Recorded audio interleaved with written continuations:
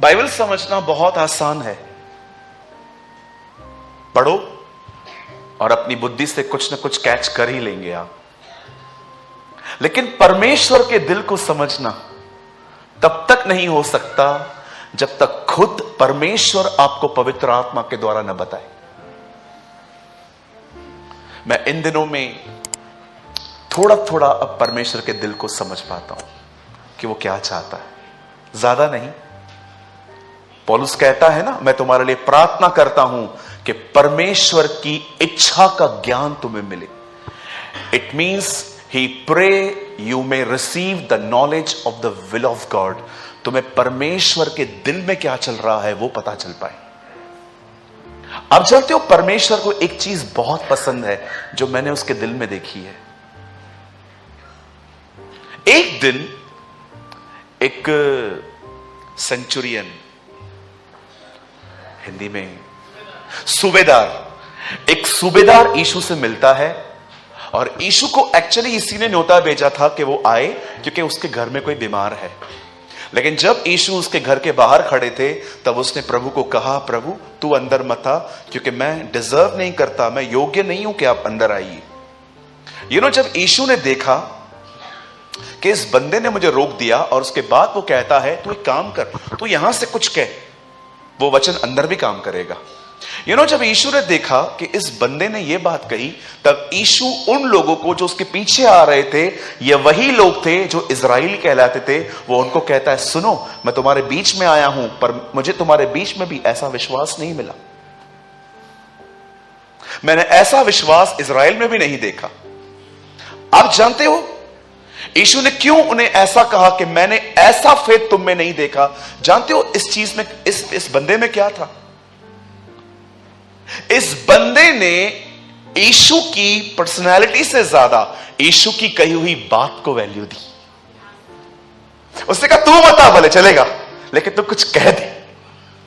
जब यीशु ने देखा कि ये मुझसे ज्यादा मेरी कही हुई बात को वैल्यू देता है, तब यीशु कहता है मैंने ऐसा फेथ इजराइल में भी नहीं देखा। आज बहुत सारे जो लोग हैं ना, वो कहते हैं हम यीशु पर विश्वास करते हैं, पर मैं आपको सच कहता हूं वो उसके वचन पर विश्वास नहीं करते। उसने जो कहा है वो उसको वैल्यू नहीं देते। परमेश्वर से प्रेम करना और उसकी विल से प्यार करना, बोथ आर डिफरेंट थिंग्स। मैं ऐसे बहुत सारे लोगों को जानता हूं जो परमेश्वर से प्रेम करते हैं, लेकिन जो वो कहता है वो उससे प्रेम नहीं करते। सो मैनी परमेश्वर आज भी आपको कहे किसी किसी को माफ करने के लिए,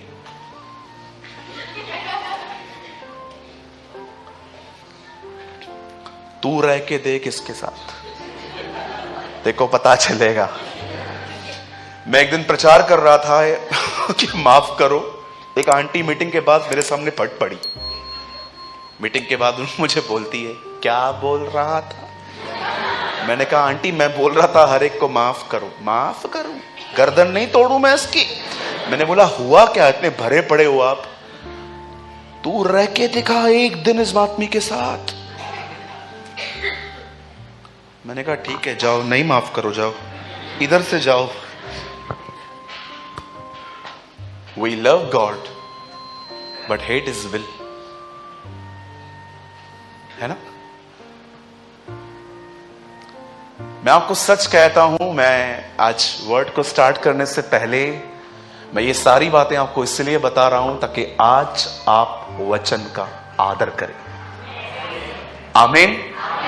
तो कितने लोग तैयार हैं? कहिए यीशु से ज्यादा यीशु की कही हुई बात को महत्व देना है। यस आमीन, है ना? और मैं आपको कहना चाहता हूं आज वो हमारे इस दीप स्तंभ के बीच में है। आमीन। और सुनिए, आज उसके पास आपके लिए संदेश है। Today God have a message for you.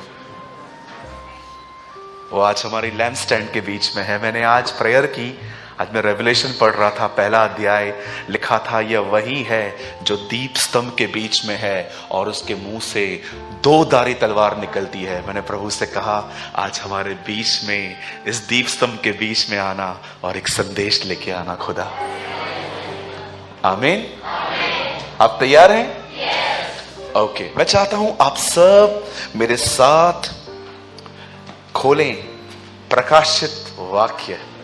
Open with me the book of Revelation, Mukashfa. Thank you, Jesus. I worship you, Lord. I praise you, Lord. I exalt you, Lord. 19वां अध्याय, प्रकाशित वाक्य 19वां अध्याय। Please open with me the book of Revelation, Mukashfa 19वां अध्याय।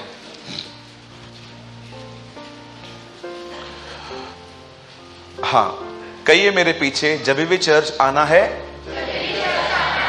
Bible लेके आना है। भैया मैं नहीं लाऊंगा, मत आओ, घर बैठो, मेरे 1000 वीडियोस हैं वहां पर। Don't waste our time also, इधर मत आओ। मैं बोल रहा हूं मत आओ, घर बैठो। ये बात कैसे कर रहा है? अभी तो शुरू किया है मैंने, अभी नहीं सीखेंगे, कभी सीखेंगे। बहुत सारे लोग बाइबल ले लेके आते हैं चर्च में। नए तो नहीं हो ना आप? अगर आप नए हो तो कोई बात नहीं, चलो आपको अनुग्रह। ओके, लेकिन अगर आप पुराने हो, आज भी शर्माते हो बाइबल लाने में, कभी भी चर्च के अंदर जब भी आओ, कभी कैसे आने का है? कोई है यहां पर जो स्कूल विदाउट बुक्स जाता था? कोई है तो बता दो, फिर मैं आपको मीटिंग के बाद आराम से क्लास लेता हूं मैं आपकी। मुझे बिल्कुल भी ये चीज पसंद नहीं है जब मैं लोगों को देखता हूं उनके हाथ में बाइबल नहीं है। I don't like it. Okay, बोलो मैं लेकर आऊंगा। लेके बस, और मत बोलो मैं लेके आऊंगा। चलिए ब्रदर लगाइए प्रकाशित वाक्य 19वां अध्याय और उसका 7वां वचन। Revelation chapter 19 verse 7।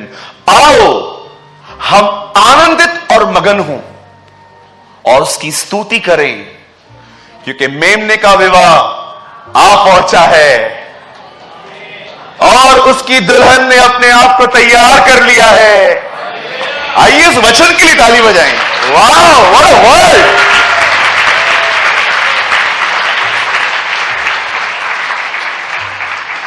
आइए, मैं चाहता हूं आप सब सामने देखें। प्रकाशित वाक्य बाइबल की अंतिम किताब है। This is the last book of the Bible. और मैं आपको बताना चाहता हूं, अगर आप शैतान के हाथ में बाइबल दें और उससे कहें तुझे अलाउ करता हूं 2 किताबें इस बाइबल में से गुम कर, तो जानते हो वो कौन सी 2 किताबें गायब करने की कोशिश करेगा? एक उत्पत्ति और दूसरी प्रकाशित वाक्य।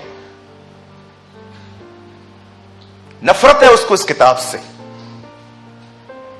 जानते हो क्यों वो इन किताबों से नफरत करता है? मुझे ऐसे पर्सनली बिलीव है इन चीजों पर। आप करें नहीं करें ये आपकी मर्जी, क्योंकि प्रकाशित वाक्य उत्पत्ति की किताब में उसके हारने का जिक्र है और प्रकाशित वाक्य में वो पूरा होता है।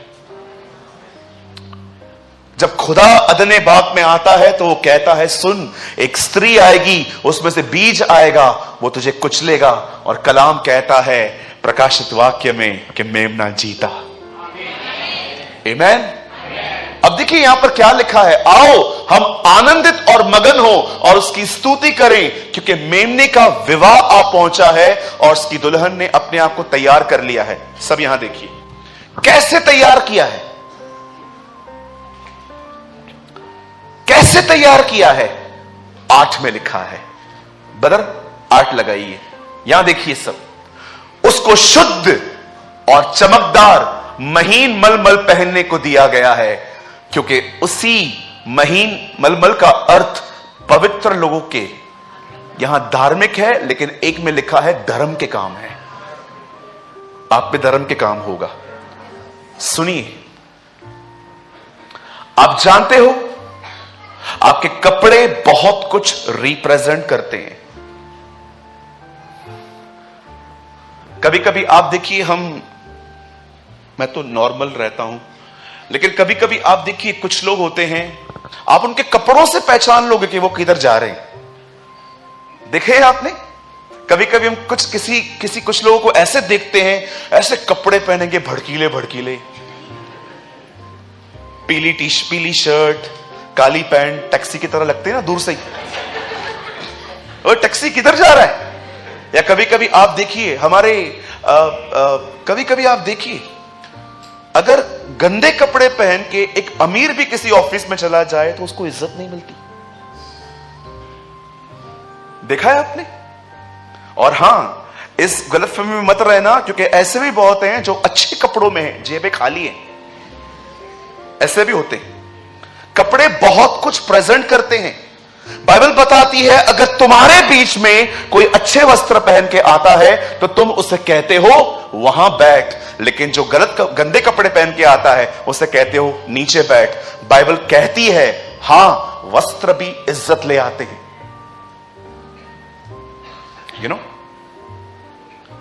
अभी देखिए, हम लोग आज यहां पर आए हैं, या हम लोग नॉर्मली कैसे रहते हैं, लेकिन मैरिजेस में आप जब जाते हैं, फंक्शंस में आप जब जाते हैं, हम कैसे जाते हैं? बहुत अच्छे से, सुनो, बहुत अच्छे से जाते हैं हम लोग, है ना? मैं अभी आपके लिए नहीं कह रहा हूं, बहुत अच्छे से हम जाते हैं।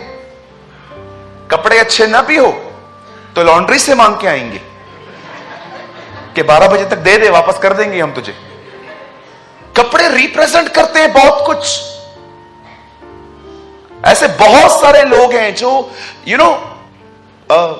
जब कोई मरता है उसके कपड़े अलग हैं, शादी करता है उसके कपड़े अलग हैं, रात को सोने के कपड़े अलग हैं, दोपहर में बैठने के कपड़े अलग हैं, काम पे जाने के लिए अलग हैं, पास्टर का सूट अलग है। हर चीज में देखिए हम कितने डिफरेंट क्लोथ्स यूज करते हैं। और कुछ लोग तो इतने अमीर होते हैं, आप देखिए, अगर एक बार कोई ड्रेस पहन ले फिर कभी उसको टच भी नहीं करते।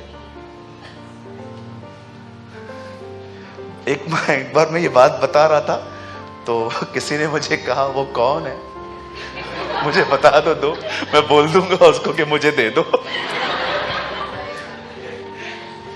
हम लोग है ना भारतीय, हम इंडियंस डिफरेंट है ना। एक दिन एक शिप कहां से कहां जा रही थी, तो उसमें 3 बॉक्सेस पड़े थे और तीनों में क्रैब्स थे। क्रैब्स समझते हैं? बोलो बाजू वाले को, केकड़ा। हाँ, खेकड़ा। पता नहीं केकड़ा बोलते कि खेकड़ा बोलते? खेकड़ा। ठीक है, इसके ऊपर टीचिंग नहीं देनी है। आपको पता है, एक बोट की यहां से जा रही थी, एक तरफ से दूसरे छोर जा रही थी, उसमें 3 बॉक्सेस पड़े थे, तीनों में क्रैब्स थे। एक में भारतीय क्रैब्स थे, एक में अमेरिकन थे, एक में जापानीज थे। तो जो बोट चला रहा था ना, चलाते चलाते उसे है ना कुछ आवाज आई, तो उसने क्या देखा, तीनों बॉक्सेस के डब्बे खुल गए। उसने बोला, ए रुक जा। वो बोट के पीछे गया, जानते उसने क्या देखा? अमेरिका के सारे क्रैब्स निकल के पानी में चले गए। फिर जापानीज देखे, जापानीज के भी जितने क्रैब्स थे निकल के वो भी चले गए थे।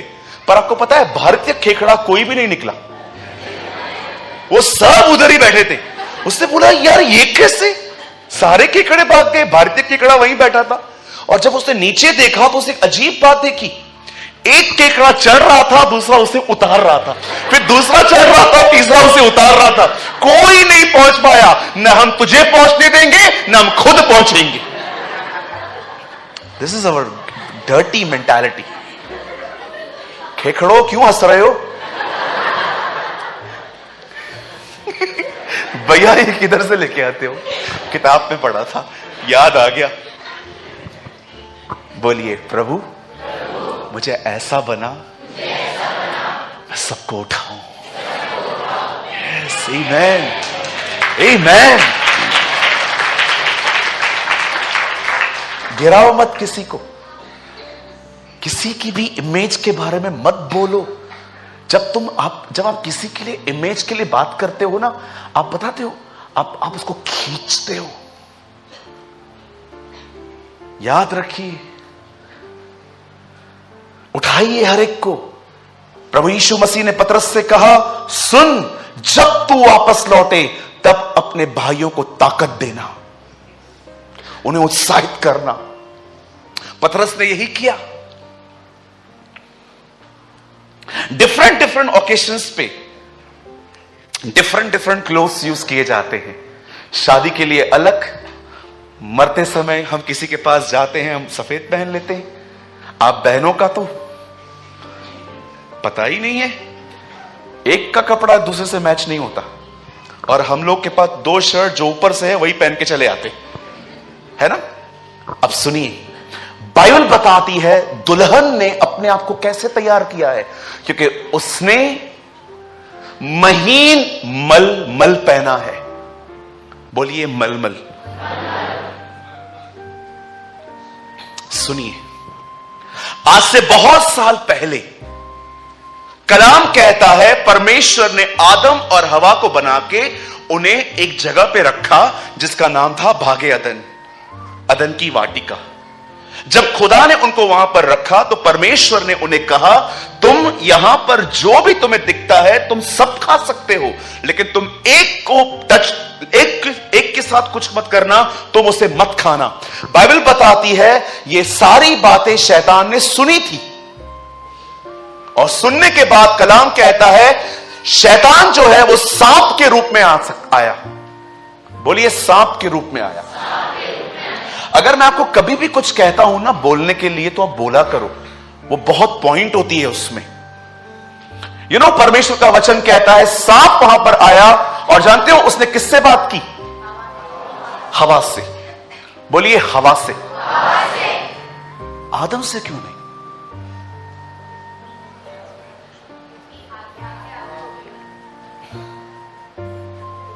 आदम से क्यों नहीं? जानते हो, वो जानता था आदम के पास गया, आदम मुझे डायरेक्टली ना बोलेगा, लेकिन अच्छा होगा हम आदम के पास किसी और रास्ते से जाएं। कई बार शैतान आपको डायरेक्टली थॉट्स देगा, पर जब वो देखेगा ना कि आप अब इतने एक्सपर्ट हो गए हो थॉट्स को हैंडल करने में, आप इतने स्ट्रांग हो गए हो, तब वो अपने कमजोर लोगों का इस्तेमाल कर सकता है आपको परेशान करने के लिए। ब्रदर, आपके साथ होता है एवरी सिंगल डे, हर दिन होती है ये बात। जब परमेश्वर का वचन कहता है कि आदम वहां पर नहीं था, हवा वहां पर थी, वो शैतान आके कहता है, हेलो मैम, वहां पर आके कहता है, क्या ये सच है कि परमेश्वर ने कहा है आप यहां पर आप कुछ नहीं खा सकते? हवा ने ट्यून मिलाई। हवा ने कहा, नहीं भैया, ऐसा कुछ भी नहीं है, हम खा सकते हैं एक को छोड़ के। क्यों? क्योंकि हमें खुदा ने कहा है हमने उसे खाया हम मर जाएंगे। जानते हो, बाइबल के अंदर शैतान ने पहला झूठ कौन सा बोला है? तुम नहीं मरोगे।